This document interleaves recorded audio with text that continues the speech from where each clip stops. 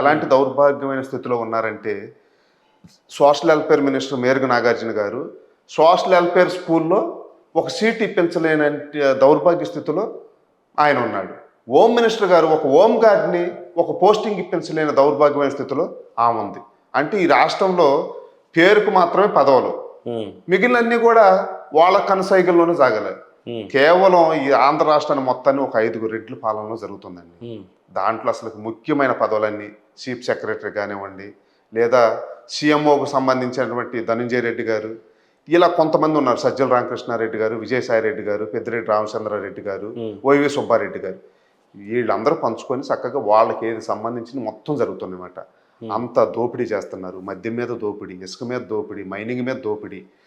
డైరెక్ట్గా ఇదివరకు ప్రభుత్వం ఎలా ఉండేది, ఏదైనా కాంట్రాక్ట్ తీసుకుంటే దాంట్లో పర్సంటేజ్ తీసుకునేవాడు.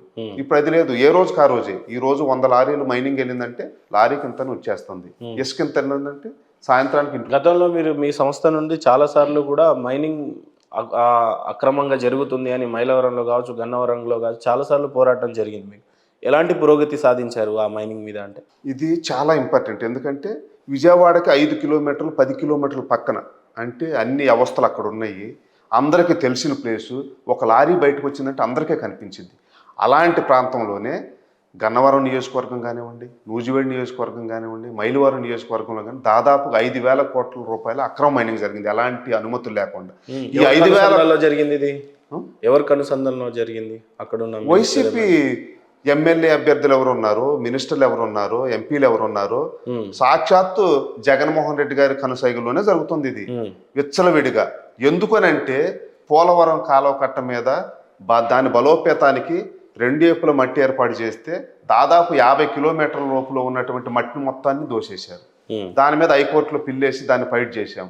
ఆఖరికి చీఫ్ సెక్రటరీని కూడా పిలిపించి హైకోర్టు తిట్టినా కానీ ఇంతవరకు ఆగలేదు. అలాగే ఇప్పుడు నేషనల్ గ్రీన్ ట్రిబ్యునల్లో కూడా మేము పిల్ చేయటం జరిగింది.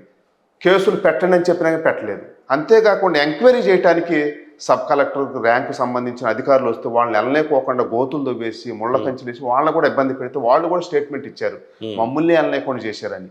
ఇప్పుడు వరకు చర్యలు తీసుకోలేదు. ఇవన్నీ ఎందుకు జరుగుతున్నాయి? ఆ డబ్బు మొత్తాన్ని తీసుకొని ఉమ్మడి కృష్ణా జిల్లాలో ఉన్నటువంటి 16 అసెంబ్లీ నియోజకవర్గాలు ఒక్కొక్క నియోజకవర్గానికి 200 కోట్ల రూపాయలు ఖర్చు పెడతానికి జగన్మోహన్ రెడ్డి గారు ఆ డబ్బును మొత్తాన్ని ఒకటి చేశారు. అందుకని చెప్పి జగన్మోహన్ రెడ్డి గారు వ్యక్తులు డబ్బులు అల్లిని చూడలేదు.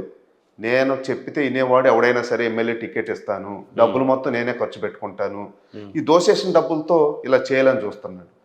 ఈ విధంగా జరుగుతుంది. ఇంతవరకు మైనింగ్ ఆగలేదు.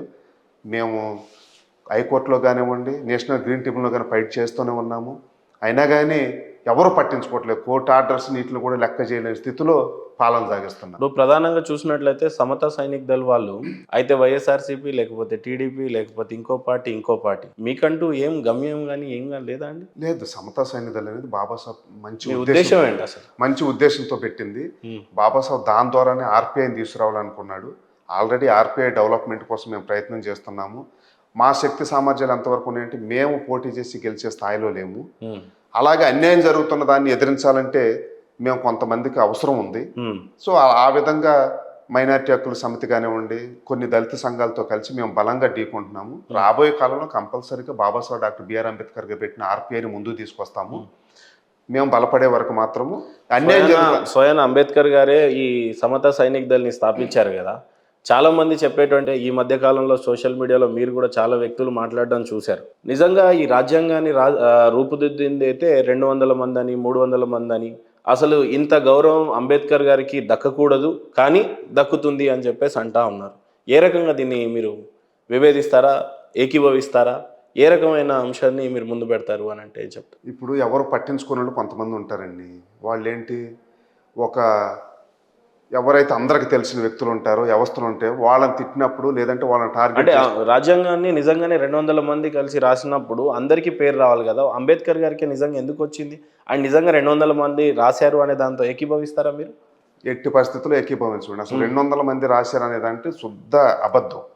దాంట్లో లేదు. రాజ్యాంగ డిబేట్లో చూసుకుంటేనే, కాన్స్టిట్యూషన్ డిబేట్లోనే ఏ అంశాల మీద ఎవరు మాట్లాడారు, సాక్షాత్తు రాజ్యాంగాన్ని ఆమోదించే రోజు నవంబర్ 26వ తారీఖున ఏంటని చెప్పేసి వాళ్ళే చెప్పారు డిబేట్స్లో. దాంట్లో 11 మంది ఉంటే వాళ్ళు 7 ఉంటే 7 కూడా ఒక్కొక్క రకంగా దూరం అయిపోయారు రాజ్యాంగం రాయటానికి, దానికి అసలు దగ్గరికే రాలేకపోయారు. అనారోగ్య కారణాల వల్ల, రాజకీయ కారణాల వల్ల దూరంగా ఉండటం వల్ల బాబాసాహెబ్ ఒక్కడే కూర్చొని రాశాడు.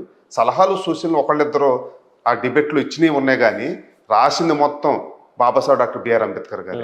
ఏ రకంగా ప్రూవ్ చేస్తారు దీన్ని?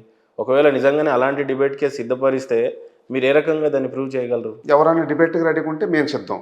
ఎవిడెన్స్తో సహా రాజ్యాంగ పరిషత్ కమిటీలు ఎవరెవరు ఉన్నారు, దాంట్లో ఎవరెవరు ఏం చేశారు, మొత్తం డీటెయిల్గా ఉంది. ప్రధానంగా రాజ్యాంగం రాసేటప్పుడు డాక్టర్ అంబేద్కర్ గారి పాత్ర ఏంటి అంటే ఏం చెప్తారు మీరు? రాజ్యాంగం రాసేటప్పుడు బాబాసాహెబ్ డాక్టర్ బిఆర్ అంబేద్కర్ రచనా కమిటీ ఏది ఉందో దానికి చైర్మన్గా ఉన్నారు. దాని పూర్తి బాధ్యతలు, దాంట్లో 7 మెంబర్స్ ఉన్నారు. వాళ్ళందరూ కూడా పరిమితులకు లోబడి రాలేకపోవటం వల్ల మొత్తం బాధ్యత తీసుకొని అనారోగ్య కారణాలు ఉన్నప్పుడు కూడా బాబాసాహెబ్ డాక్టర్ బిఆర్ అంబేద్కర్ గారు రాయటం జరిగింది. దానికి సంబంధించి రాజ్యాంగ పరిషత్తులోనే చర్చ జరిగింది.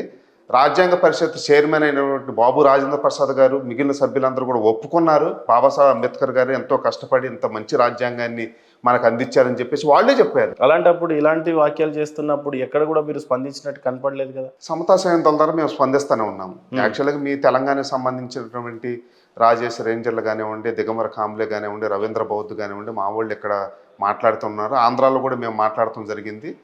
సో దీన్ని అనేక మంది దీన్ని ఖండించారు. అనేక ఛానల్లో డిబేట్లు కూడా జరగటం జరిగింది. ఆవరా ప్రసాద్ అనేవాడు ఆడొకడు రోడ్డు మీద తిరుక్కుంటే ఏదో పేరు కోసం అని చెప్పేసి ఇది చేయటం తప్ప ఏమీ లేదు దీంట్లో. బాబాసాహెబ్ ప్రపంచ నాయకుడు. ఈ రోజు అదే వ్యక్తి మీరు అంటున్నటువంటి హమారా ప్రసాద్ అనే వ్యక్తి విత్ కాంటెక్స్ట్ మాట్లాడుతున్నాడు కదా, దానికి ఎక్కడ ప్రూఫ్స్ లేవండి. రాజ్యాంగ పరిషత్తులు ఎంతమంది మెంబర్స్ ఉన్నారు, రచనా కమిటీలు ఎంతమంది ఉన్నారు, అదే ఉంది కదా. 200 మంది అసలు ఎక్కడి నుంచి వచ్చారు? నీకు రచనా కమిటీలోని ఎంతమంది ఉన్నది ఉంది కదా. ఆయన 200 మంది అంటే ఎక్కడి నుంచి తీసుకొచ్చాడు?